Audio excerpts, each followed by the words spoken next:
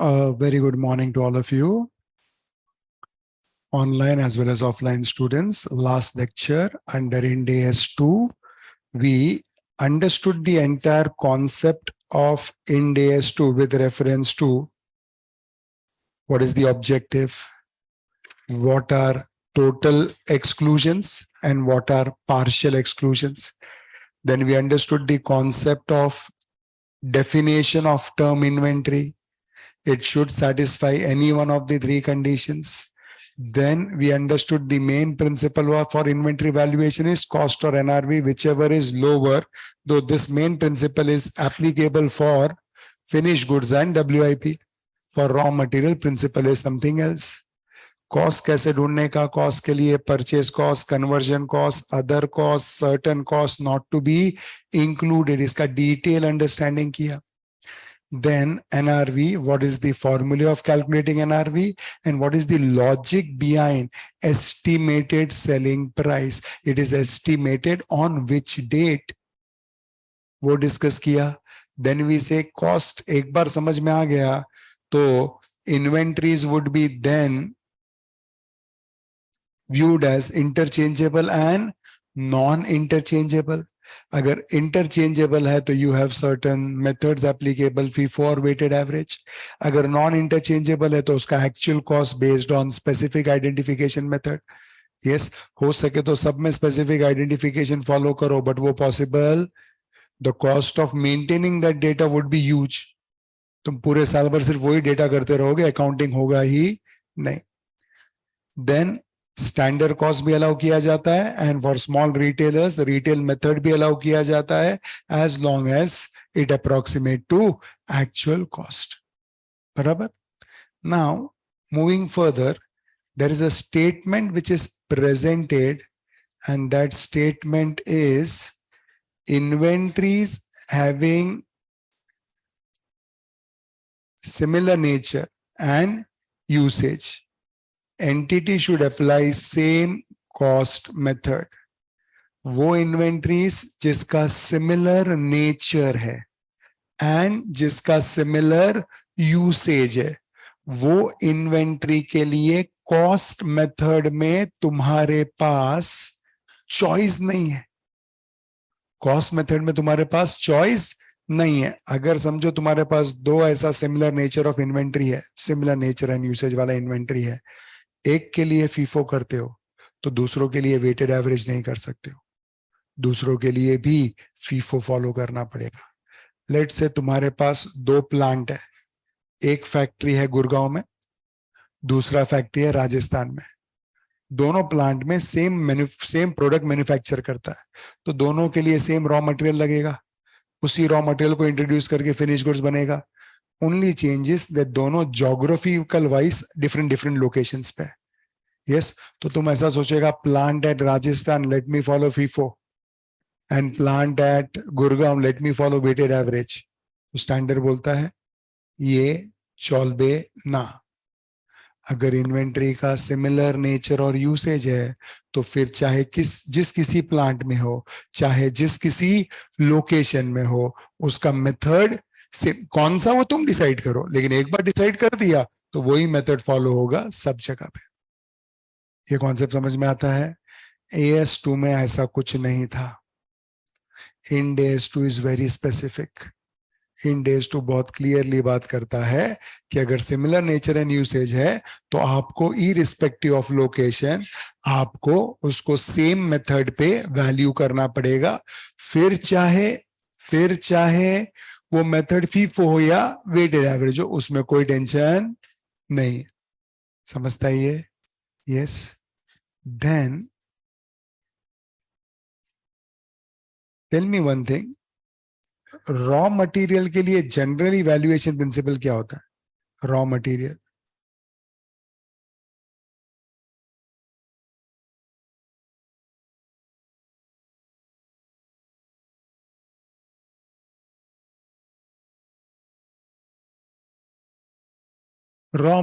के लिए valuation principal क्या होता है? AS2 में क्या पढ़ा था फॉर रॉ मटेरियल? कॉस्ट और NRV whichever is lower.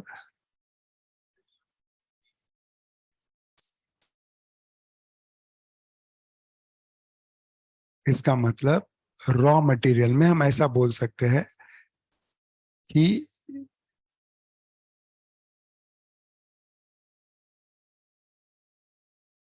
वो रॉ मटेरियल का general valuation principle should be, they should be generally valued at cost. But ये generally valued at cost के लिए there has to be two things which has to be applicable.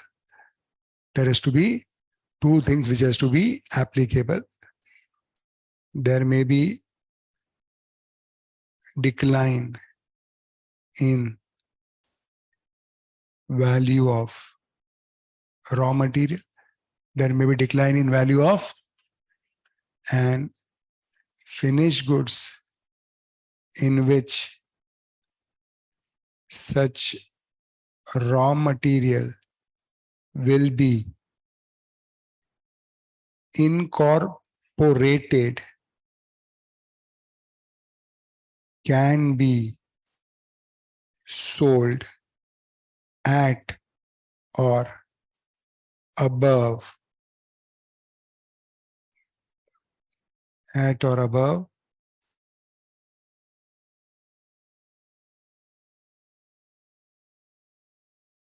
cost of finished goods, at or above cost of finished goods. मतलब we say generally it should be valued at cost.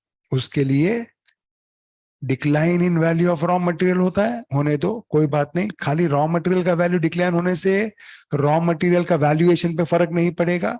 उसके साथ साथ अगर raw material का value decline होता है and जिस finish goods में हम इनकॉर्पोरेट करते हैं, it can be sold eight और above cost, then it is valued at cost or it is valued at NRV. Sir, on what basis? NRV के लिए भी दो condition. First condition is same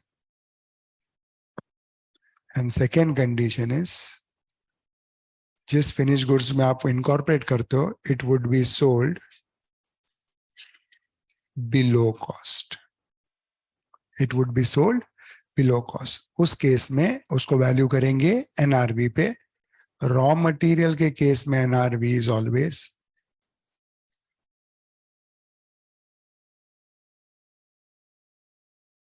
क्या है? Replacement cost. मतलब इसी को अगर मैं सिंपल फॉर्म में फ्लो चार्ट में रूल की तरह अगर डाल दूं,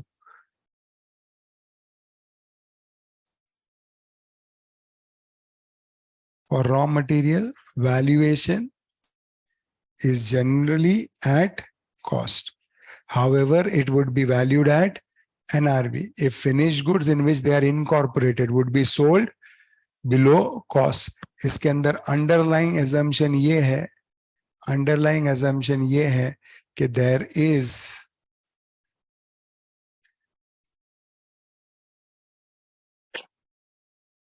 decline in value of raw material. ये जनरलाइंग एजम्पशन है क्या? रॉ मटेरियल का भाव ऑलरेडी डिक्लाइन पे है एंड फिनिश गुड्स जिसको आप इनकॉर्पोरेट करने वाले हो वो भी बिलो कॉस्ट बिक रहा है. ये दोनों कंडीशन होगा तो ही एनआरवी पे है. Yes, so you need to understand. अगर decline in value of raw material हो ही नहीं रहा है तो रॉ मटेरियल कॉस्ट पे वैल्यू करोगे, बिकॉज देन उसका जो रिप्लेसमेंट कॉस्ट है वो उसके कॉस्ट से ज्यादा ही होने वाला है.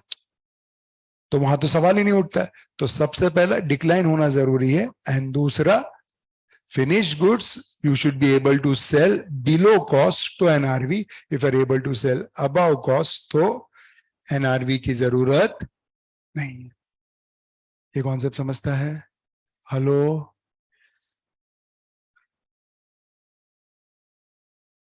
so for example you have year end पे 1 unit of raw material, 1 unit of raw material जिसका कॉस्ट इज 100.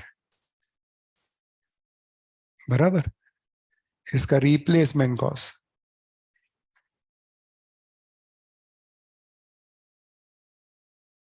इज 90.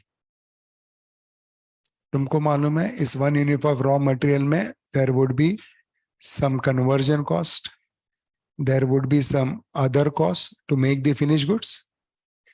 समझे, ये सब मिला के 50 रुपीज है। तो मतलब मेरा फिनिश गुड्स जब बनेगा तो उसका कॉस्ट होगा 150। अब रिप्लेसमेंट कॉस्ट 90 है, मतलब डिक्लाइन हो गया, पहला कंडीशन सेटिस्फाई हो गया। अब अगर तुम बोलता है तुम फिनिश गुड्स को, तुम अगर ऐसा बोलता है तुम फिनिश गुड्स को you can sell at or above 150, if you can sell at or above 150 then for all practical purposes ये 100 रुपए रिकवर कर सकते हो ना। तो 100 रुपए का रिकवरी हो रहा है ना, यस, तो then there is no need to do anything, value raw material at. But if you say you will be able to sell below 150, then it says value raw material at NRV, which is replacement cost. समझ में आता है ये? कोई doubt इस पे? पक्का? Okay. अब क्वेश्चन आता है कि क्या रिवर्सल ऑफ एनआरवी पॉसिबल है? Reversal of NRV, finish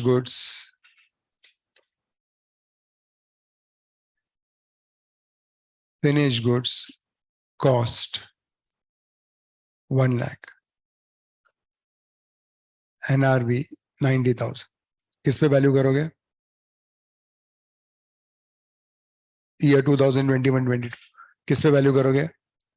NRV let's say 22-23 same finish goods is there in the stock, जिसका कॉस्ट तो 1 लाख है, जिसका NRV 95,000. See, the word used is cost or NRV. It is not used as book value or NRV.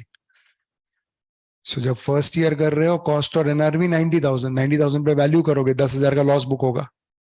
Second year करोगे cost और NRV, cost 1 lakh ही है, cost 90,000 नहीं है, हाँ एनआरवी 95 हो गया। अब 95 पे वैल्यू करोगे तो जो 10,000 का लॉस बुक किया था उसमें से 5,000 का लॉस रिवर्स हो जाएगा। इंड एस 2 सामने से बोलता है reversal in NRV is possible. S 2 ऐसा कभी बोलता था? एस किधर भी रिवर्सल ऑफ एनआरवी का बात करता था? एस किधर भी रिवर्सल ऑफ एनआरवी का बात करता था? बोलो, करता था। रिवर्सल ऑफ एनआरवी का बात एएस 5 में मिलता था। किसमें किसमें किसमें? As 5 ordinary activity. Ordinary activity में हम बोलते थे certain activity are of such size, nature or incidence, then within ordinary their separate disclosure is required. उसके अंदर होता था valuation of inventory at NRV और reversal of that। तो रिवर्सल के बारे में AS5 हाँ बोलता था, AS2 कुछ नहीं बोलता था। इधर तो इंड AS 2 ही बोलता है कि भाई रिवर्सल पॉसिबल है, ये समझता है? यस। अब एक एग्जांपल लो समझने के लिए। कॉस्ट और NRV whichever is lower की बात कर रहे हैं हम। Yes, let's say there is a electronic shop,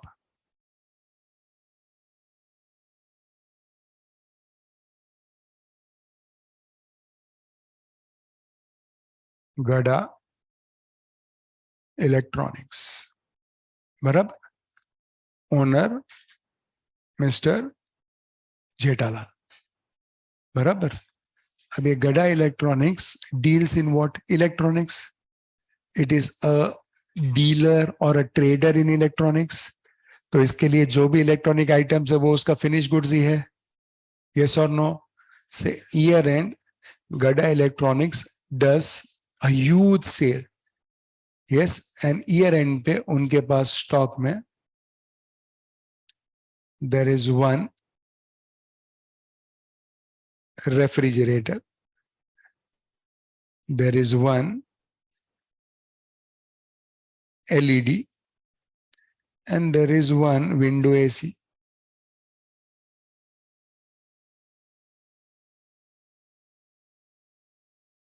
बराबर. तो स्टॉक में कितने आइटम है? 3 item. Fridge, LED TV, AC. Jethalal को पूछा भाई फ्रिज का कॉस्ट कितना है?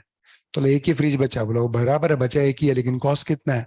तो ये फ्रिज हमको पड़ता है 22,000 में. बोला LED का क्या कॉस्ट है? बोला LED हमको पड़ता है 30,000 में. बोला AC का क्या कॉस्ट है? बोला AC हमको पड़ता है 15,000. बोला ठीक है, अब यही फिनिश गुड्स का क्या ढूंढ लो? NRV ढूंढ लो कि भाई फ्रिज का NRV कितना है. बोला फ्रिज का NRV 25,000 है. LED का NRV कितना है? बोला 25 है. AC का NRV कितना है? बोला 20 है.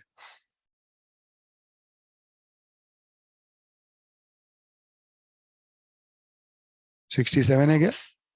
देखो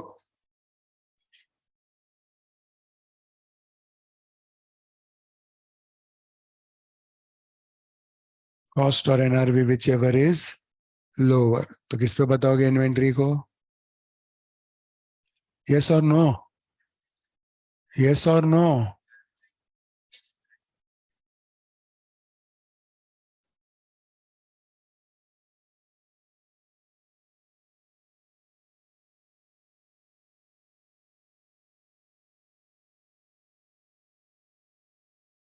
बोलो.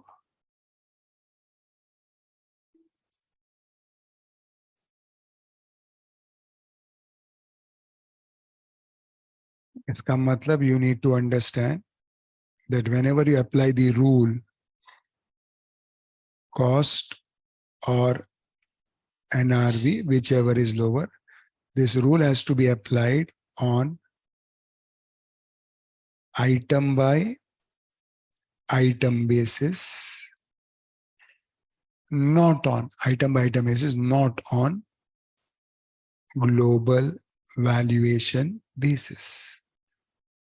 Item by item allowed, global valuation not allowed. तो अगर मैं है इधर तो 67 70 67 नहीं करेगा, मैं बोलेगा लेट अस अप्लाई कॉस्ट और NRV whichever is lower item by item. 20 to 25, तो T25 25 15 20 ए 20 नहीं 15. कौन था 20? हाँ, विच एवर इज लोअर ना. So your valuation is neither 67 nor 70, it is 62. ये समझता है? Yes. So it has to be item by item. Global allowed नहीं है. हाँ, Ind AS 2 ये बोलता है कि item by item में there can be groupings possible. Groupings possible. से तुम्हारे पास रेफ्रिजरेटर है. ये रेफ्रिजरेटर जो तुम्हारे पास है वो 200 लीटर्स का है. फिर तुम्हारे पास दूसरा रेफ्रिजरेटर है 250 लीटर्स का. तुम्हारे पास तीसरा रेफ्रिजरेटर है 300 लीटर्स का. तो बोलता है ये सब है रेफ्रिजरेटर ही, ये सबको ग्रुप करके फ्रिज करके बताओ और करो. हाँ, 200 अलग, 300 अलग, 250 अलग, उसको अलग अलग मत करो. है तो फ्रिज ही. वैसे तुम्हारे पास LED है 36 इंच, 42 इंच, 50 इंच. बोले ये सबको ग्रुप करके वैल्यू करो, कोई tension. Grouping of similar product allowed है, बट ग्लोबल वैल्यूएशन अलाउड. सबसे best item by item. Better concept. कोई टेंशन?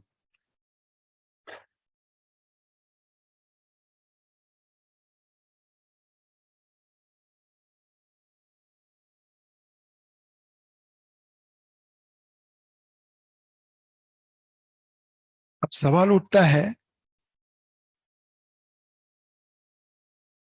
फेयर वैल्यू और NRV में फर्क क्या?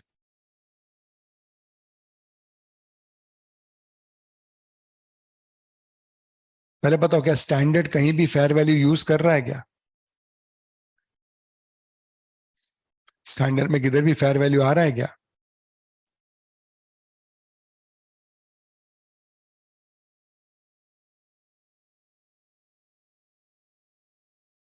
आ रहा है किधर भी? स्टैंडर्ड एक्सक्लूजन्स में बोलता है फिनेंशियल इंस्ट्रूमेंट्स एज पर 109, जहां generally concept of fair value है। स्टैंडर्ड एक्सक्लूजन में बोलता है biological asset at fair value, वहां भी फेयर वैल्यू आता है। Standard exclusion only from measurement perspective बात करता है commodity broker trader are allowed to value their goods at fair value less cost to sell. मतलब कहीं ना कहीं फेयर वैल्यू वर्ड तो आता है, तो फेयर वैल्यू और एनआरवी में फर्क क्या?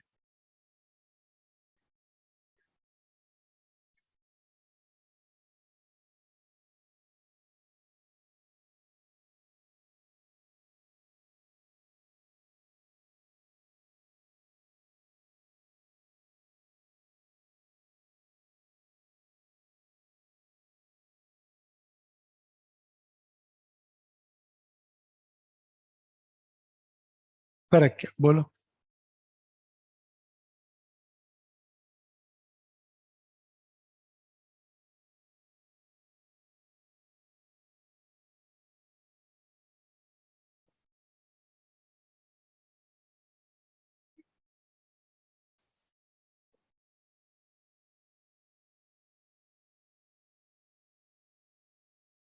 हमें तो वही रियलाइज होगा ना जो मार्केट में प्राइस होगा।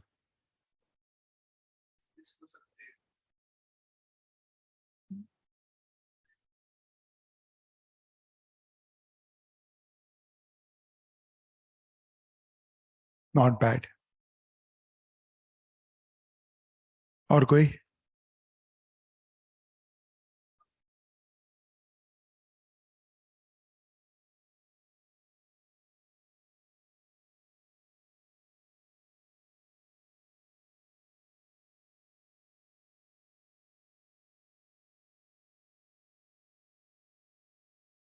और कुछ?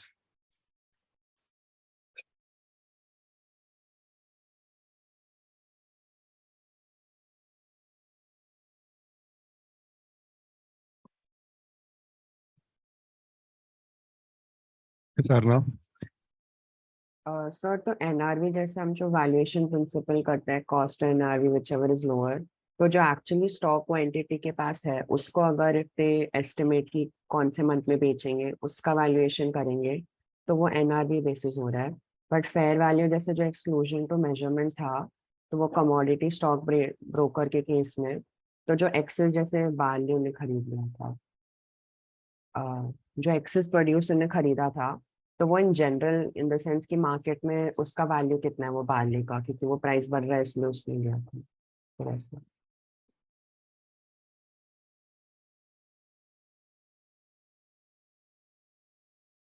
सबसे पहले ये समझना है fair value in normal sense is selling price only, हाँ, market value only, but it is in general basis for that particular industry बोल सकते हो। In general from industries perspective. कौन सा perspective? whereas NRV is entity specific. This is general, this is entity specific. Like for example, in general the selling price is 100 rupees, but entity already have firm contract जहां उसने 90 rupees में बेच दिया है, तो अब एनआरवी जब लोगे तो तुम 90 कंसीडर करोगे, 100 कंसीडर नहीं करोगे, क्योंकि तुम्हारा ऑलरेडी फर्म कॉन्ट्रैक्ट हो चुका है। बराबर। सेकेंड, फेयर वैल्यू में से यू डोंट एक्सक्लूड कॉस्ट।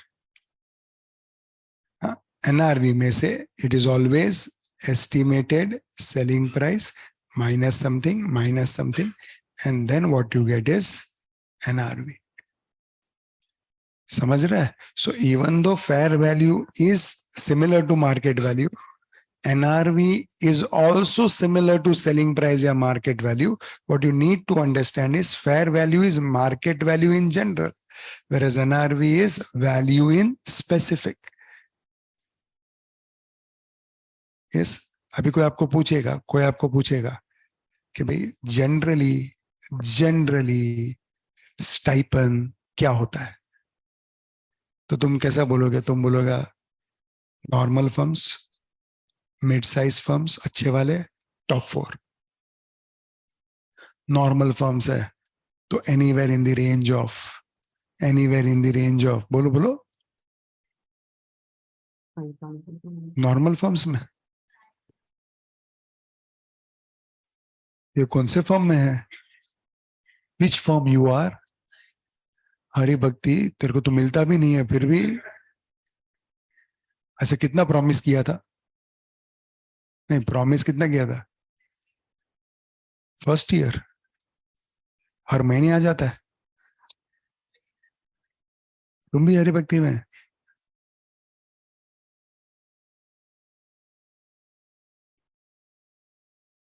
इसको हाँ, पगार देना शुरू किया इन्होंने। कब से स्ट्रीमलाइन किया मंथ टू मंथ बेसिस? तुम जब से तब से मंथ टू मंथ आ रहा है, थोड़ा आगे पीछे के साथ साथ 10-15 दिन लेट होता है। हाँ हाँ, ये पहले 3-3 महीना होता था, उसके पहले 6-6 महीना होता था। तो दिस इज नाउ बेटर, है ना? हाँ, एंड हाँ, छोड़ा तो मतलब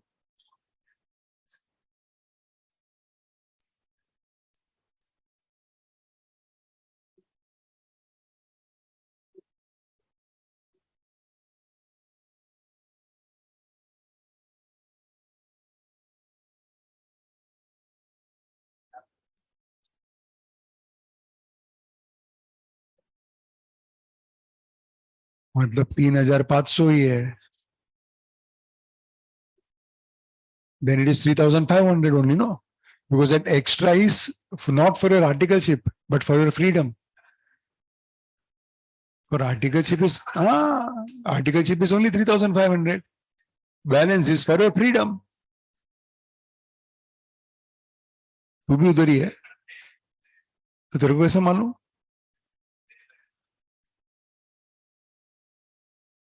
वो बताने का नहीं इंपॉर्टेंट पॉइंट है। हाँ, सबसे मटेरियल पॉइंट को तुमने बताया ही नहीं, तुमको भी नहीं पता है।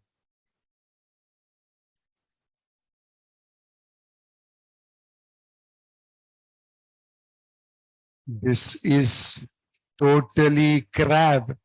Oh my God. Shit. Lowest? नहीं, I can understand. किस पार्टनर के अंदर हो तुम? Same partner?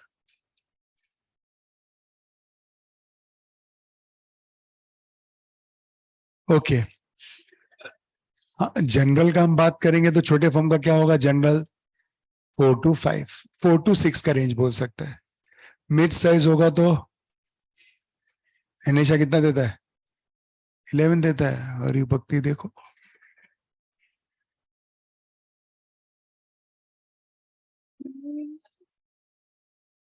नहीं स्टिल बराबर बोल रहे हो।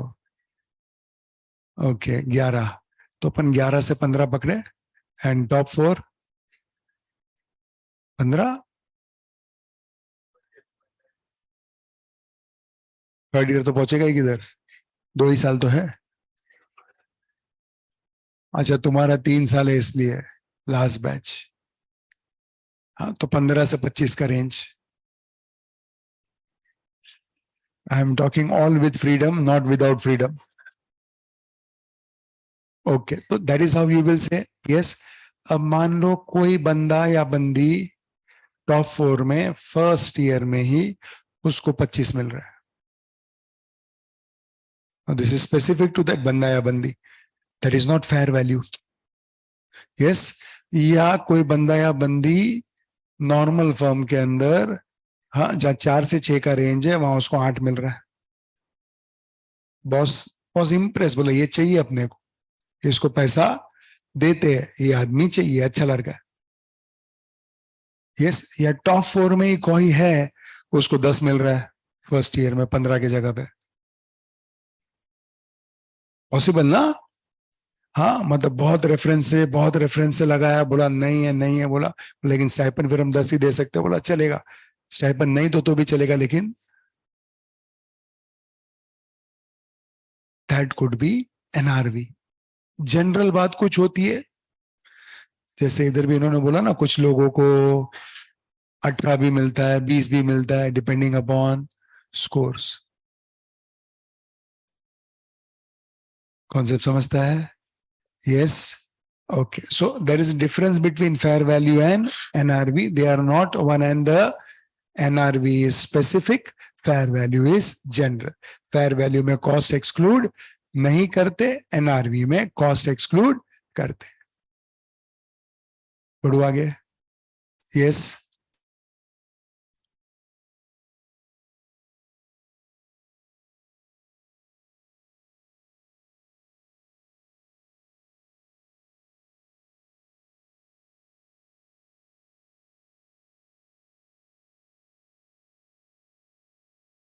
सुना है ऐसा कुछ? चैप्टर भी था। Yes, क्या होता है ये?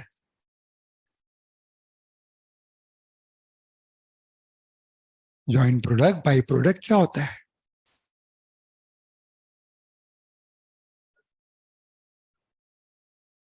जॉइंट, बाई प्रोडक्ट मतलब बाई,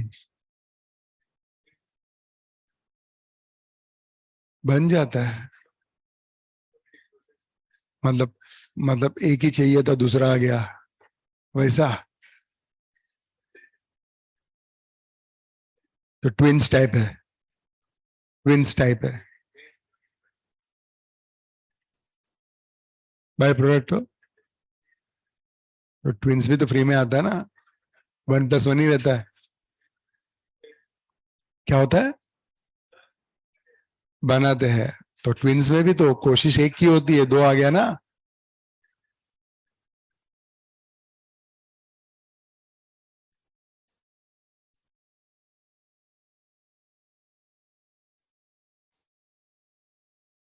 ठीक है, not bad.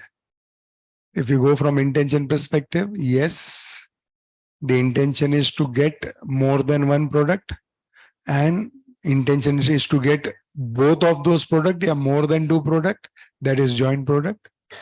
Byproduct is something which you never intend, but due to the process it may come out due to the inherent limitation of the process. जैसे for example, जब मैं crude oil डालता है refinery में, I get naphtha, I get diesel, I get aviation fuel,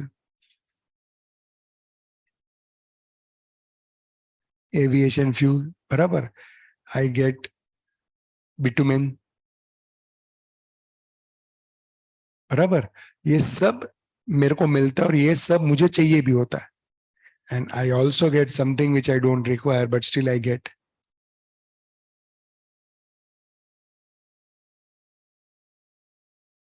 sulphur. और जो crude oil में जो ऑयल से निकलता है वो सब ये मिल जाता है, लेकिन वर्ड है क्रूड ऑयल ना, तो ऑयल में कचरा भी रहता है, वो कचरा जो लास्ट में बच जाता है उसमें से सल्फर बनता है। So this 4 are my intention product, we call them as joint product. This is non-intended, this is called as byproduct. To be very frank with you, मैंने 4 बताया है, रियल लाइफ में रिफाइनरी से 8 से 10 निकलता है। Are you getting this? Now question is कि ऐसे सिनेरियो में हम कॉस्ट अपोर्शन कैसे करेंगे? याद रहेगा तो ऐसा होता है,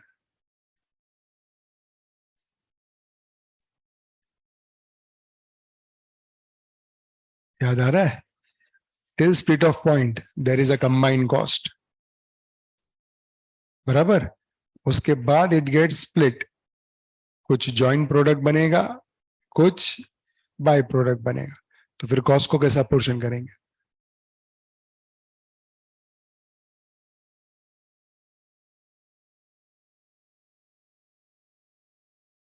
सबसे पहले कहना है इसे, if by product is treated as by product only, then by product का एनआरवी ढूंढने का, क्या ढूंढने का, और इस एनआरवी को जॉइंट कॉस्ट में से लेस कर देने का, so that you get net joint cost.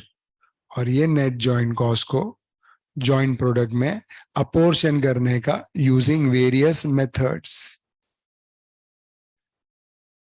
कुछ मेथड्स जो तुमने पढ़े थे पॉपुलर वाले,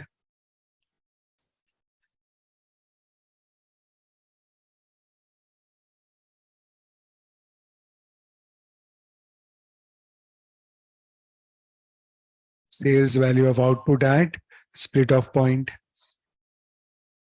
net relative या realizable sales value, याद है? And third one is based on output or physical measure. Yes, इसमें सबसे लॉजिकल कौन सा है? नॉनसेंस। लॉजिकल लिखा ही वो प्रायोरिटी ऑर्डर में, जो सबसे पहला लॉजिकल है वो पहले लिखा है। वो पॉसिबल नहीं होगा तो दूसरा, कुछ भी पॉसिबल नहीं होगा तो, हेलो, कोई टेंशन? अब देखो क्या बोल रहा है flow chart.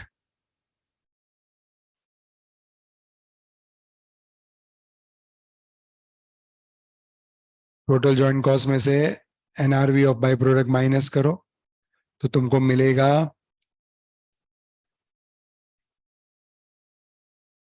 Net joint cost. उसको जॉइंट प्रोडक्ट 1 और 2 में बाइफरकेट करो on logical basis. What could be the logical basis? Sales value of output at split of point. Net realizable or relative sales value method, physical measure, that is nothing but output method. समझ में आता है ये? Hello, yes. Question अगर कोई भी method के बारे में बात ना करे तो हम sales value of output at split off point पे करेंगे।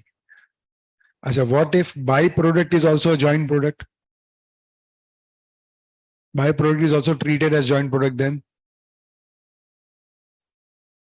देन अच्छा, देन कुछ नहीं, इधर एनआरवी माइनस नहीं करने का, ये टोटल जॉइंट कॉस्ट को 2 के जगह पे 3 पे बाइफरकेट करने का। That is if by product is treated as joint product. Concept समझता है? कोई टेंशन? कोई टेंशन? ओके।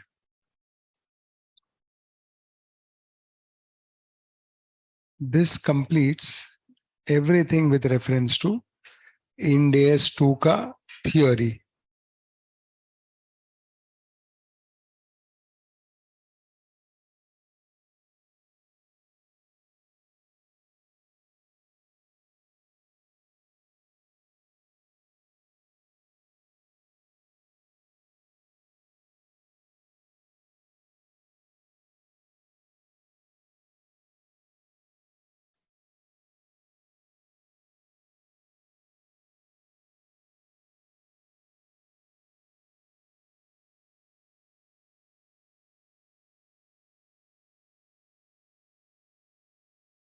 चलो, खाली ये पॉइंट नंबर 1 आप लोग पढ़ लो, टेक्स्ट बुक में है। पॉइंट नंबर 1 रीड कर लो।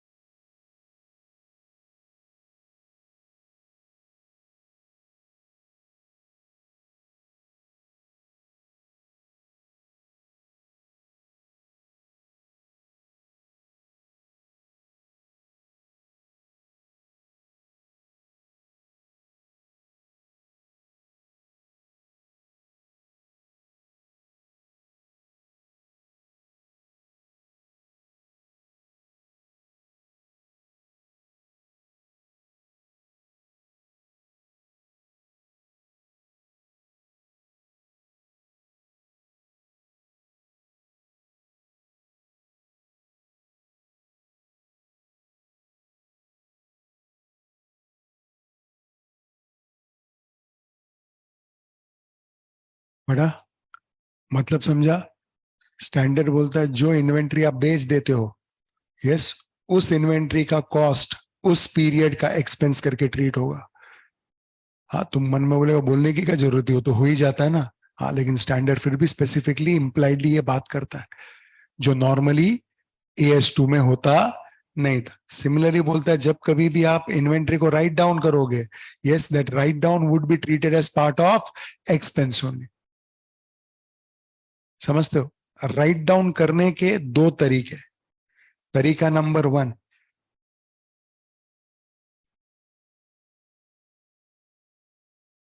Cost 1 lakh, cost 1 lakh, NRV 90,000। तो तरीका नंबर 1, आप वैल्यू ही 90,000 पे करो, आप वैल्यू ही। तरीका number 2, you pass an entry as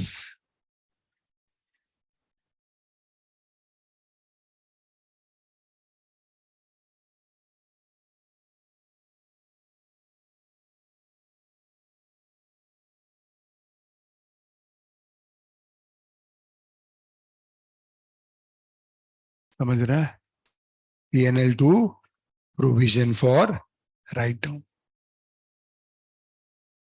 ये provision for write down balance sheet में इन्वेंट्री से एज अ रिडक्शन बताने का। हेलो, ओके, आई थिंक हमने सब कुछ डिस्कस कर लिया है। अब अगर आपके मन में कोई डाउट है तो आप डाउट रेस करो, और else we go for question answers.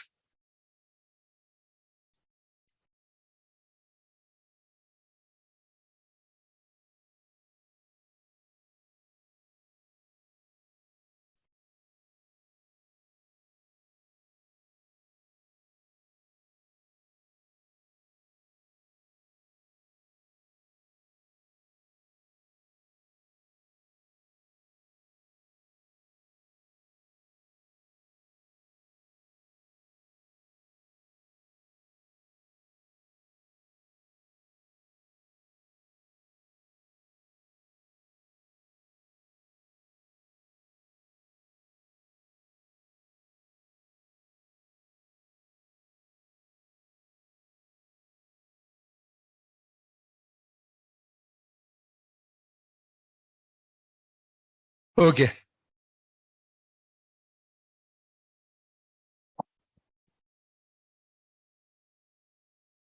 अब आ जाओ question number 1। Question number 1,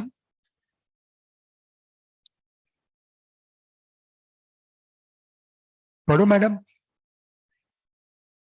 screen पे नहीं दिख रहा है?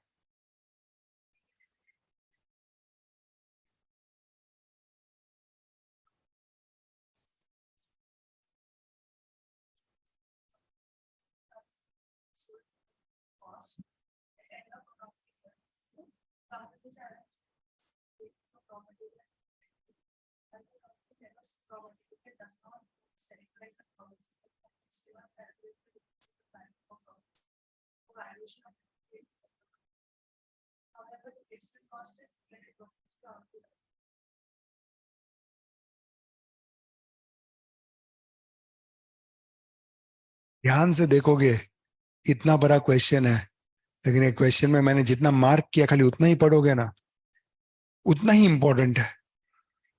तो हैव दैट हैबिट कि क्वेश्चन पढ़ते पढ़ते जो खाली इंपॉर्टेंट है उसको इस तरह से हाईलाइट करो कि जब उसको वापस रिव्यू करना पड़े, भाई ये तो क्या करने का।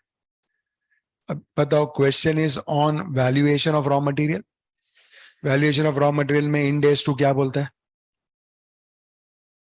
Generally at cost if the finished goods in which they are going to be incorporated can be sold at or above cost, otherwise at replacement cost which is NRV। इस केस में कॉस्ट 400 रुपया पर KG है, finish goods में जिसमें incorporate होने वाला it is expected to be sold at cost, above cost और बिलो कॉस्ट। बिलो कॉस्ट है then it is better to value raw material at its and replacement cost is 300, so your valuation would be 10,000 into 300, कितना आएगा? 30 lakhs।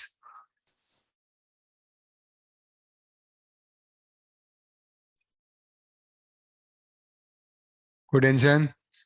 इस बार तो answer भी छोटा है, कोई tension?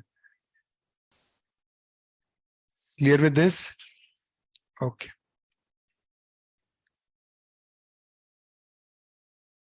Question number 2 is a very beautiful question. Two very beautiful question. सोहम पढ़ो. अर्णव पढ़ो. Yes, sir. Sun Limited has fabricated special equipment, solar power panel during 2001 or 2, as per drawing and design supplied by the customer. However, due to a liquidity crunch, the customer has requested the company for postponement in delivery schedule and requested the company to withhold delivery of finished goods products and discontinue the production of balance items. As a result of the above, the details of customer balance and the goods held by the company as work in progress and finished goods as on 31st March 2003 are as follows. Solar power panel WIP is 85 lakhs. Solar power panel finished products is 55 lakhs. Sundry debtors for solar power panels is 65 lakhs. The petition for winding up has been filed during 2002-3 by Sun Limited. Comment with explanation and provision to be made for 205 lakhs included in sundry debtors, finished goods and WIP in the financial statement of 2002 and 3.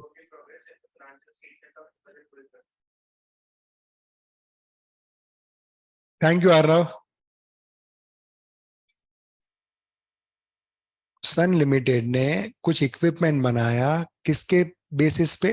Customer के drawings और design के basis पे. Customer को पैसे का वांदा आ गया, तो कस्टमर ने कंपनी को बोला रुक जा, अभी डिलीवरी मत कर. बराबर है. और जो तूने finish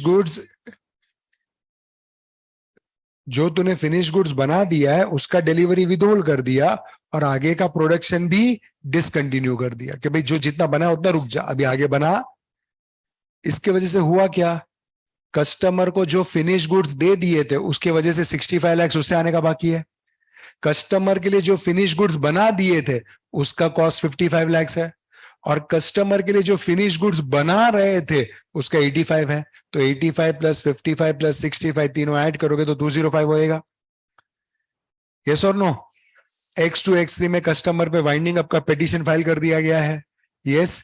and provision of 2205 lakhs is included in blah blah blah blah blah. तो कंपनी ने 205 लाख का प्रोविजन क्रिएट किया है. अब तुम बताओ जो कंपनी ने ट्रीटमेंट किया है वो ठीक है, ठीक नहीं है, बराबर नहीं है? तुम बताओ.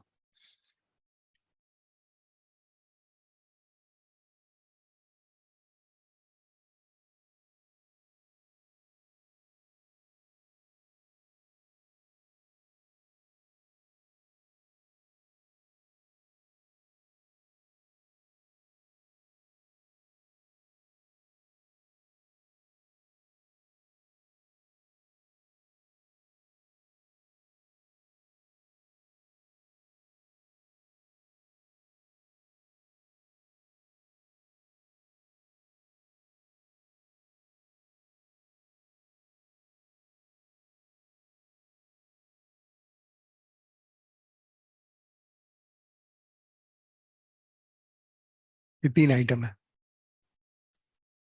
क्या करना चाहिए बोलो? डेटर्स के केस में प्रोविजन कर देना चाहिए जिस हिसाब से सिनेरियो दिख रहा है. अगर कंपनी को ऐसा लगता है कि इससे पैसा रिकवर नहीं होने वाला है तो प्रोविजन क्रिएट कर दो डेटर्स के केस में. यस, ठीक है. इसी प्रोविजन को एक इंपॉर्टेंट अच्छे वर्ड से हम लिखेंगे. आज एक नया वर्ड भी सुनना उसके रिलेटेड, बट बाद में. फिनिश गुड्स और WIP लिए क्या करूं?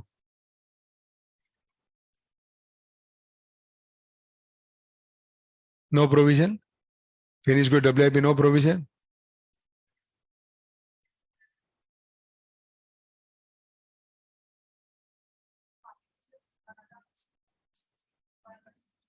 सबसे पहले finish goods and WIP falls under Ind AS 2. Ind AS 2 बोलता है कॉस्ट और NRV whichever is lower. Cost तो हमारे पास है, अब NRV ढूंढो. अब NRV ढूंढो तो ये दिखता है कस्टमाइज प्रोडक्ट है। यस, तो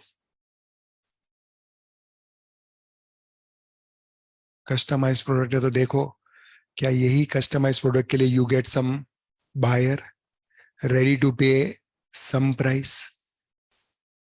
then that would be NRV. Yeah, can you make modification to this customized product? And if you can modify it, then after modification, work out what is NRV, and this NRV would be after considering modification cost. अगर buyer मिल सकता है directly तो क्या price, modify हो सकता है तो NRV क्या, फिर कॉस्ट और NRV whichever is lower पे रिकॉर्ड करो। यस, अगर तुम बोलेगा कि नहीं कस्टमाइज आइटम है, कोई लेगा ही नहीं और मॉडिफिकेशन पॉसिबल ही नहीं है, सोलर पैनल है, solar panel once created, no modification. If that is the situation, then कोई बायर भी नहीं मिलेगा और मॉडिफिकेशन भी पॉसिबल नहीं है, तो then we can say NRV is as good as zero. In that case value at zero and create provision. But if you can get buyer, if you can modify it, then try and work out NRV, and if that NRV is more than cost, then value at cost. तो answer तो ये वाला answer, inventory वाला answer if and but में लिखना पड़ेगा, बराबर। डेटस के केस में क्रिएट एप्रोप्रिएट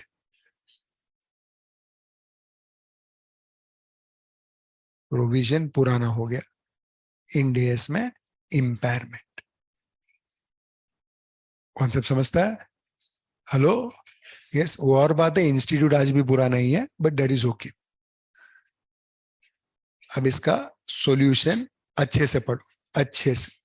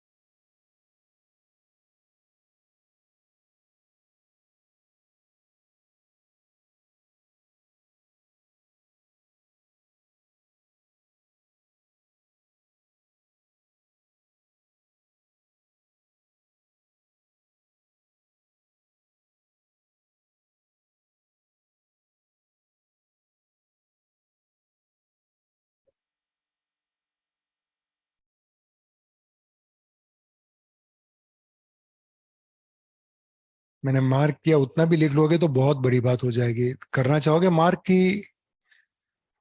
पढ़ा तो बहुत कुछ लिखा है ना, ये सब लिखना चाहोगे?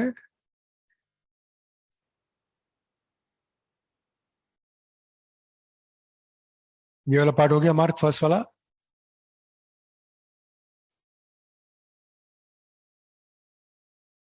जिसको मैंने बॉक्स में डाला है खाली तुमको बताने के लिए कि वो अजम्पशन पे है कि कॉस्ट लोअर है तो उस पे करेंगे वैल्यू, और जहां डाउटफुल डेट डाला है वहां तुम वर्ड को रिप्लेस कर सकते हो विद इम्पेयरमेंट लॉस।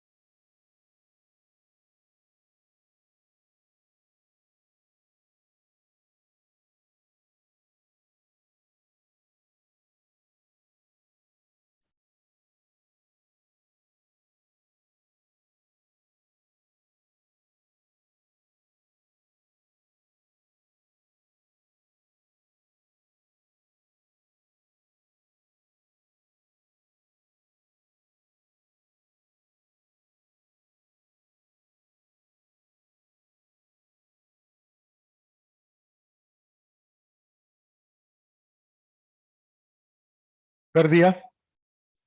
सबने मार्क कर लिया?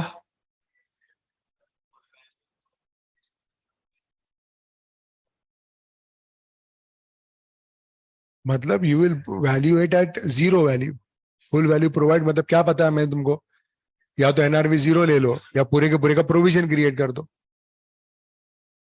सीखा ना थोड़ी देर पहले, तेरा याददाश्त ना।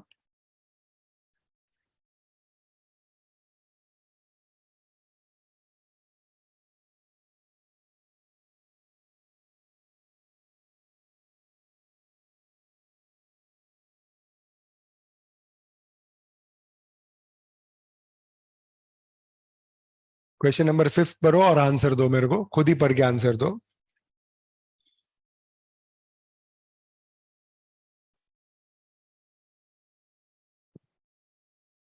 हाँ नो, क्या था? सर वही फुल प्रोवाइडेड का कंफर्म करना था कि वो पूरा प्रोविजन में बुक हो जाएगा, वो राइट डाउन का ना, और पीएनएल में बेसिकली फिर वो लेस इन्वेंटरी में हो तू तू जाएगा। डिसाइड कर, इंग्लिश तूने पढ़ा है कि नहीं? हाँ सर। एंड सर उसका भी वो रिबेट का मेरे को एक बार पूछना था। तो जो लेक्चर के बाद बात करते हैं अर्नो। अच्छा आज ओके। जरा बहुत अच्छे से बात करते लेक्चर के बाद, हाँ। ओके।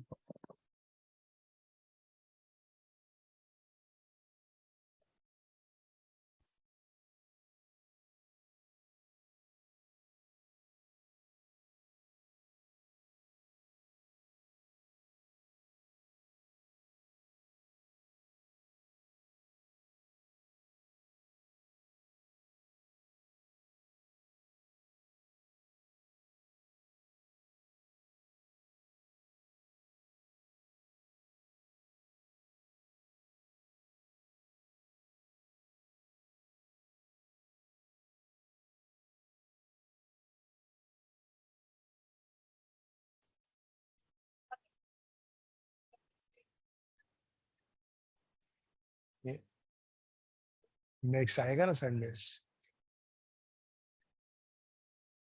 शिकार को पहले चारा डाल।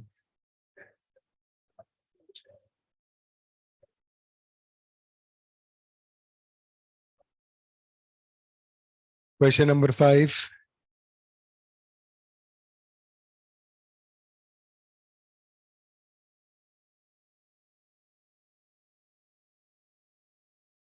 कितने आइटम्स है? 4। कॉस्ट एनआरवी बोलता है तुम वर्कआउट करो, हाँ 4 ही है। तुम वर्कआउट करो, उसको वैल्यू करो item by item basis and global basis, तो उसने करके दे दिया। 14,600 और 14,540 विच एवर इज लोअर। 14,540 ये ग्लोबल हो गया। अभी आइटम बाय आइटम बेसिस करना तो इसी में आगे में ऐड कर देगा वैल्यू। पहले केस में 1900, दूसरे केस में 5,000, 4,400, 2,990। आइटम बाय आइटम बेसिस हो गया। ऐसा क्वेश्चन वो एग्जाम में पूछा तो तुम समझ लेना तुम्हारा तो लॉटरी है, वो पूछेगा नहीं। अब इसका सॉल्यूशन दिया नहीं होगा ना? दिया? लो,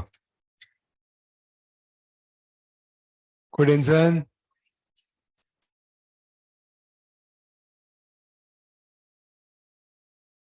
हमने 7 8 कर दिया ना? यस और नो?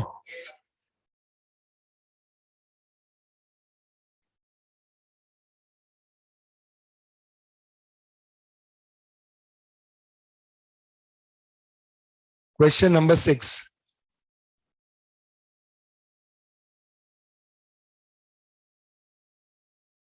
सो हम पढ़ो। On 31st March 2000, X1, the inventory of ABC includes spare parts which it has been supplying to a number of different customers for some years. The cost of the spare parts was rupees 10 million, and based on the retail prices as at 31st March X1, the expected selling price of the spare parts is rupees 12 million. On 15th April 2000 X1, due to the market fluctuations, expected selling price of the spare parts in stock reduced to rupees 8 million. The estimated selling expenses required to make the sales would be rupees 0.5 million. Financial statements were authorized by Board of Directors on 20th April 2000X1. As at 31st March 2000X2, the directors noted that such inventory is still unsold and lying in the warehouse of the company. Directors believe that inventory is in a saleable condition and active marketing would result in an immediate sale. Since the sale market conditions have improved, estimated selling price of inventory is rupees 11 million and estimated selling expenses are same rupees 0.5 million. What will be the value of inventory at the following dates as on 31st March 2000X1 and 31st March 2000X2? वापिस अच्छे से review करो और अपने हिसाब से value ढूंढो.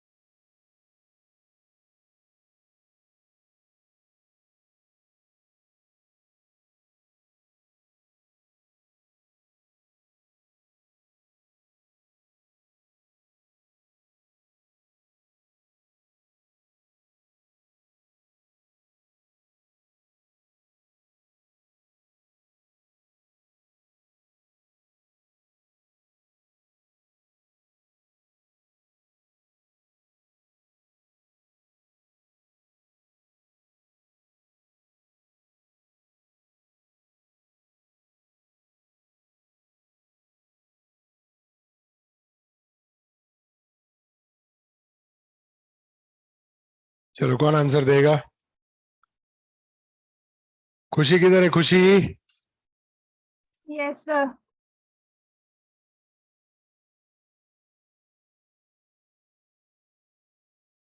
Yes, sir. Camera on करो madam.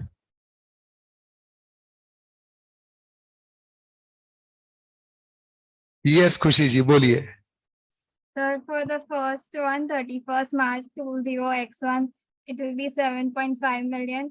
And for the second one, 31st March 20X2, it will be 10 million. मतलब फर्स्ट केस के अंदर आप 2.5 मिलियन का लॉस बुक करोगे Yeah. और सेकंड केस के अंदर उसको रिवर्स करोगे. Yes, sir. Okay that is your view. Let's see.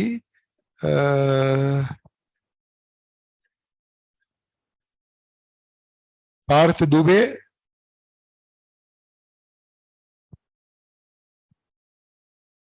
Parth Dubey. Yes, sir. What is your view? Sir, same. Same. Yes, sir. Camera on कर Partha.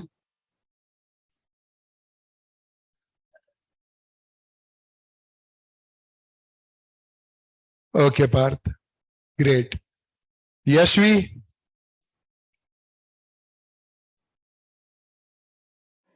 Yes, sir. What's your view? Sir, the similar thing, 2.5 million we will write down in the first case. Okay, and second case you will reverse it. Reverse it, yeah. Okay, camera on करो यशवी जी. हाँ, ये क्या थोड़ा test check भी कर लेता हूं मैं, लोग है कि नहीं है और किस तरह से है. Yes, where is Anushree?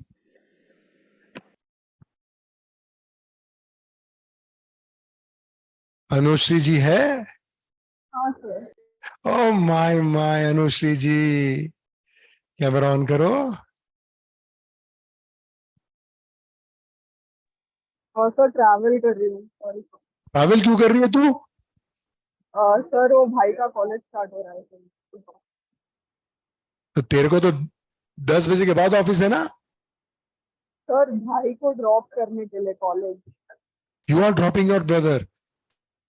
Sir me and my mom. अरे बाबा, तुम्हारा क्या व्यू है आंसर पे? Sir same. सेम, ठीक यस है. Sir. Thank you sir.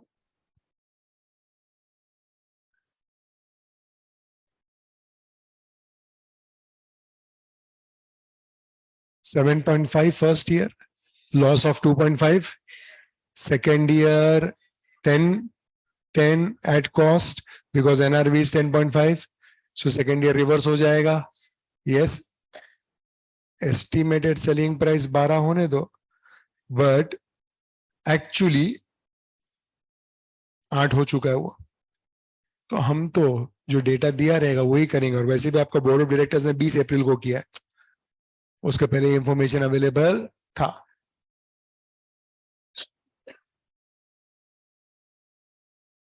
Answer देखोगे तो मस्त बात करता है वो आंसर में.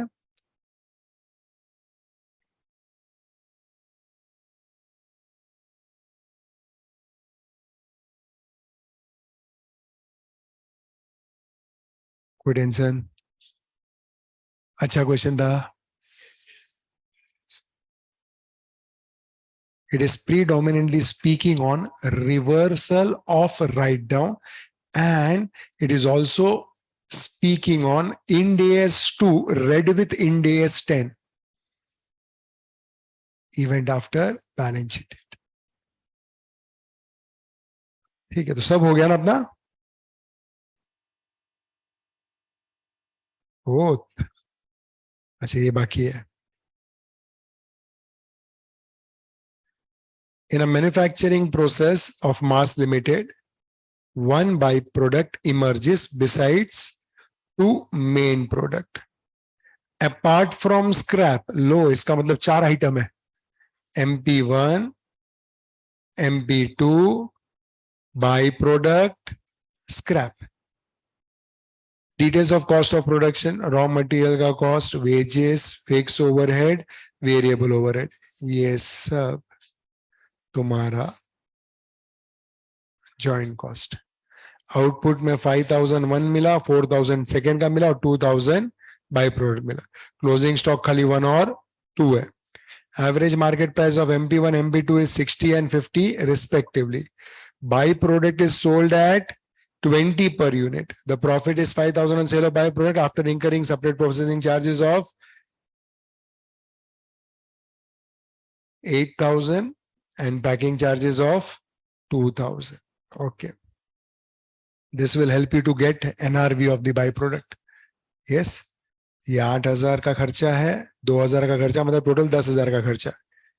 ₹5,000 is realized from scrap. Calculate value of closing stock of MP1 and MP2 as on 31st March. Closing stock का वैल्यू ढूंढना है. क्लोजिंग स्टॉक का वैल्यू ढूंढने के लिए पहले तुमको पर यूनिट वैल्यू मालूम होना चाहिए. पर यूनिट वैल्यू मानने के लिए तुमको जॉइंट कॉस्ट का अपोर्शनमेंट करना पड़ेगा MP1 MP2 में, तभी तुम्हारा पर यूनिट वैल्यू मिलेगा. पर यूनिट वैल्यू मिलेगा तो ही क्लोजिंग स्टॉक का वैल्यू मिलेगा. हाँ तो करो, कैलकुलेटर है, डेटा है तुम्हारे पास, करके दो.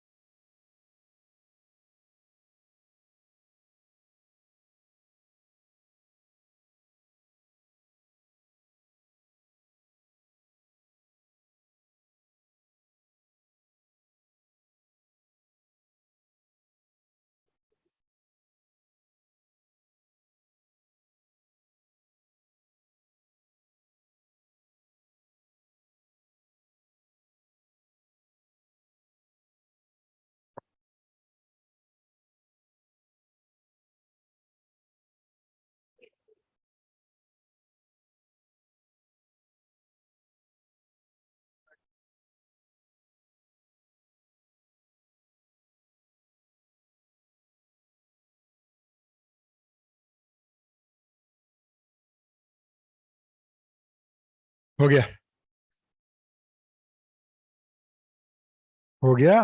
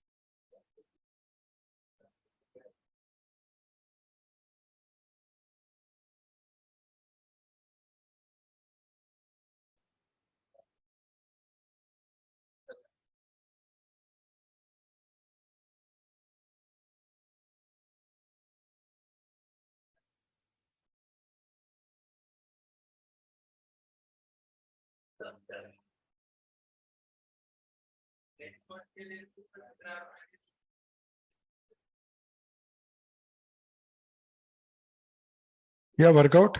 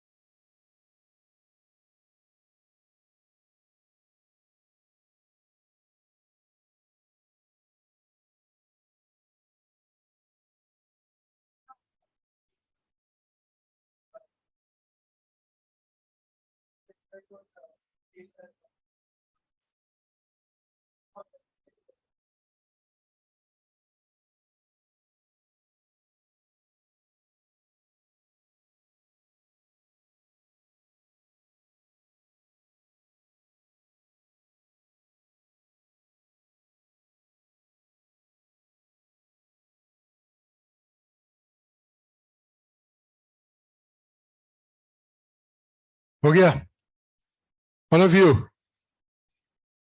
चलो मेरे को बताओ टोटल जॉइंट कॉस्ट कितने? 355 है। ये 355 में स्क्रैप का वैल्यू कितना है? तो 5000 का स्क्रैप माइनस करेगा और मैं NRV of by product minus करेगा। एनआरवी ऑफ बाय प्रोडक्ट कितना क्वांटिटी ऑफ बाय प्रोडक्ट बनाया था? उसका सेलिंग प्राइस 20 रुपए के हिसाब से 40 था, और प्रोसेसिंग कॉस्ट और वो सब मिला के 10 था, 30 इज एनआरवी, तो कितना बचेगा? ये 320 को मैं बाइफरकेट करेगा MP1 और MP2 में in the ratio of their sales. हाँ, कितना आउटपुट है? कितना? हाँ, 5000 into 60, 3 lakh, 4000 into 50, so it would be 3 lakh is to 2 lakh, तो बांटो 1 लाख, और ठीक है, इसका कितना क्वांटिटी है और इसका कितना है? 4000, करो पर यूनिट मिलेगा 38 पॉइंट और 30 तो बस उसको मल्टीप्लाई बाय क्लोजिंग क्वांटिटी करने का।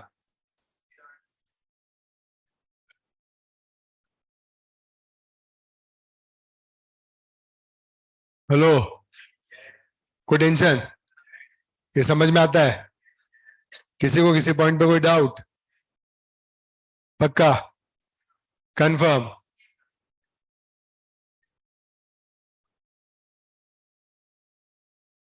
किया ना, स्क्रैप माइनस किया ना? क्या करेगा, क्या करेगा, क्या करेगा, क्या करेगा? मुझे कुछ करना है, मुझे कुछ करना है, करना नहीं है तो फिर काहे को मच मच कर रहा है? 5000 के थ्रू सेल वैल्यू कैसे ढूंढेगा पता?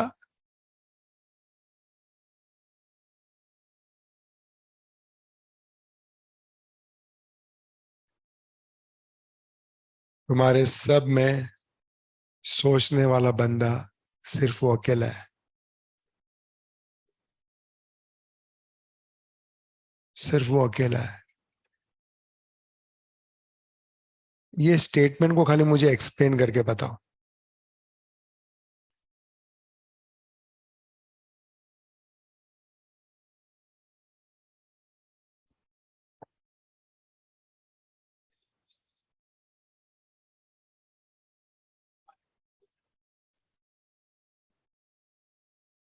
प्रॉफिट मिला कैसे?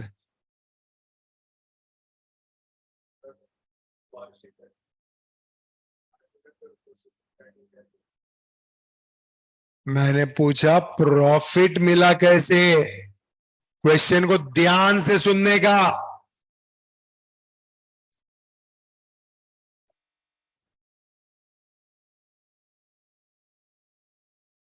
प्रॉफिट मिला कैसे होगा? 5000 प्रॉफिट है, कैसे मिला होगा? इसका मतलब उसके पास बाई प्रोडक्ट का कॉस्ट है।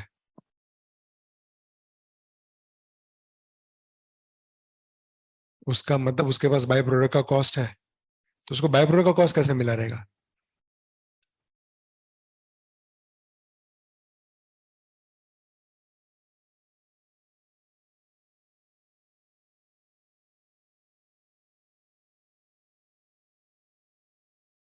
तुम बोलता 5000 प्रॉफिट है, इसका मतलब 40 में से 10 एक्स्ट्रा एक्सपेंसेस, 30, 5 प्रॉफिट, तो 25 cost.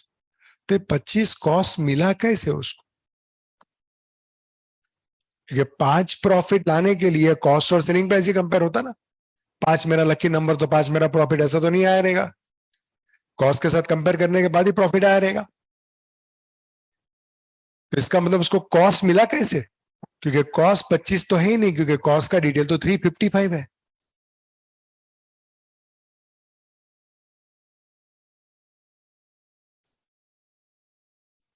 If that is the case, then logically this is wrong. Then I should say 355 minus 5, 350 is for 1 and 2 and buy. buy is 25. So 1 and 2 is 325. And then 1 and 2 would be bifurcated as 1 and 2 in the ratio of 3:2. Dio 190, 130. This would be divided by 5,000. This would be divided by 4,000. 39. 39 and 32.5. Then इधर 39 आएगा और इधर 32.5 आएगा.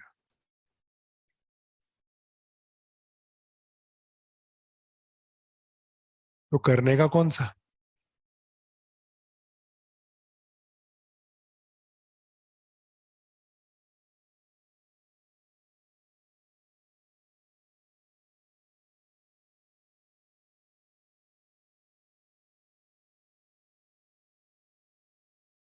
करने का कौन सा?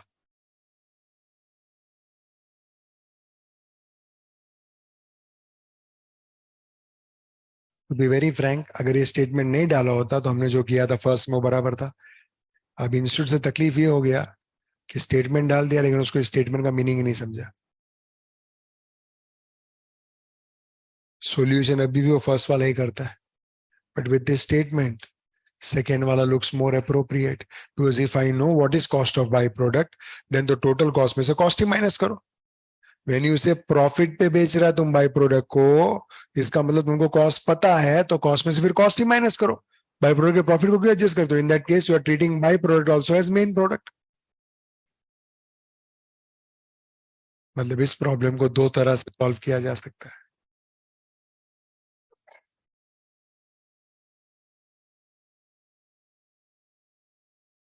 Option 1, when you treat it as byproduct.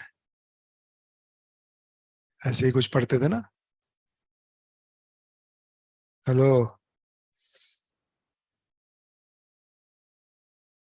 $38.4 and 32. Option 2, when you treat it as joint product, तो उसका कॉस्ट निकाला. कॉस्ट निकालने के बाद कॉस्ट को माइनस किया, फिर 325 को बाइफरकेट किया और फिर उसको, दो पॉसिबिलिटी एग्जिस्ट करता है. हेलो, याद रखोगे तो क्या करोगे? फर्स्ट वाला लिखना चाहोगे या सेकेंड वाला लिखना चाहोगे या दोनों लिखना चाहोगे?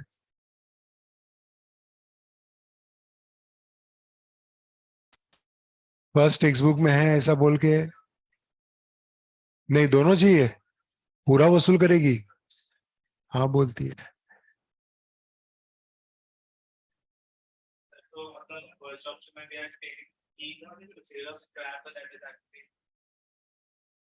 बाई प्रोडक्ट का एनआरवी एंड स्क्रैप का सेल दोनों वन एंड द सेम. 4 चीज है, स्क्रैप भी है. मैंने क्वेश्चन पढ़ा तभी मैंने क्लियरली बोला था देयर आर 4 एलिमेंट्स. तू सुनता नहीं है रे बेटा.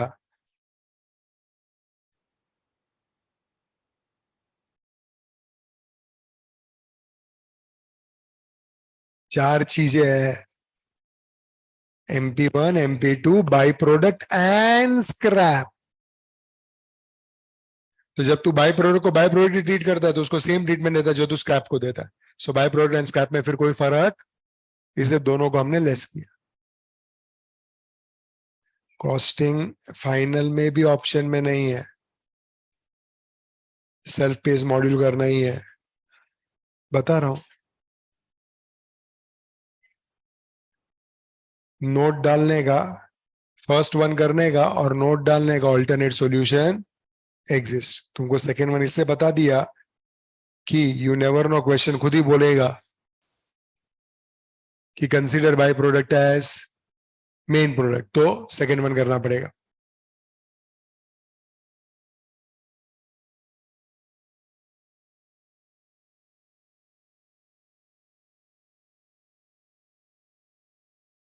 Next page.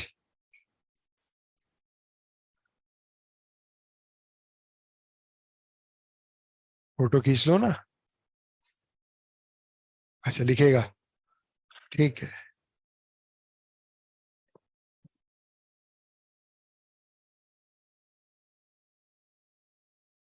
क्या बोला?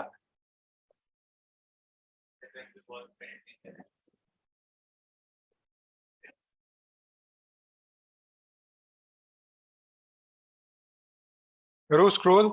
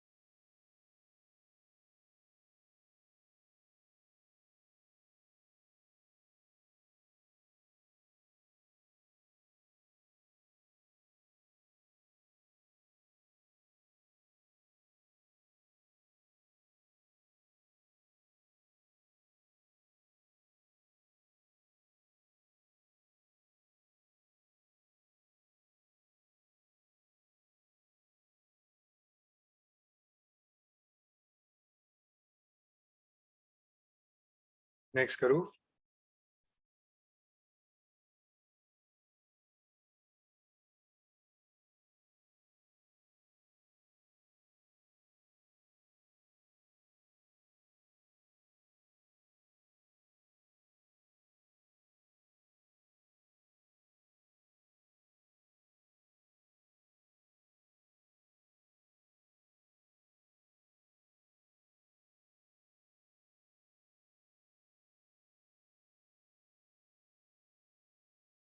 हम्म।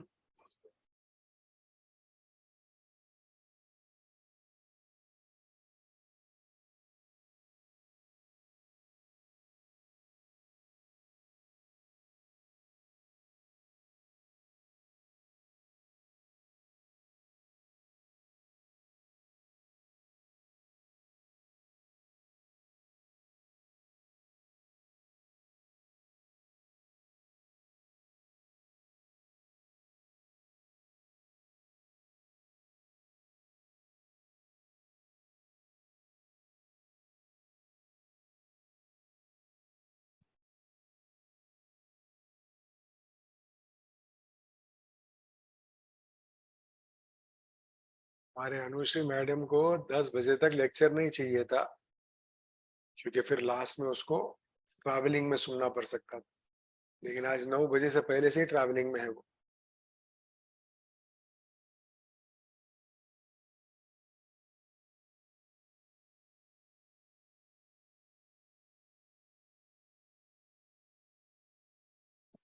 क्या करते रहे सो?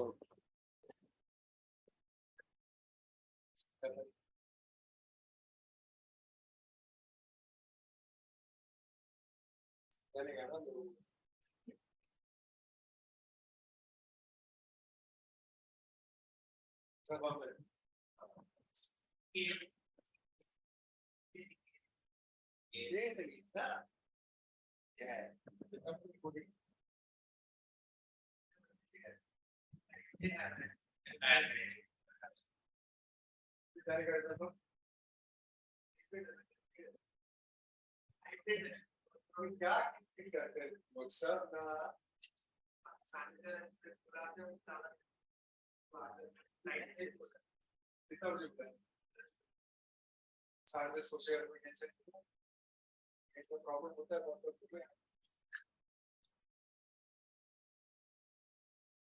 टाइम कैसे करें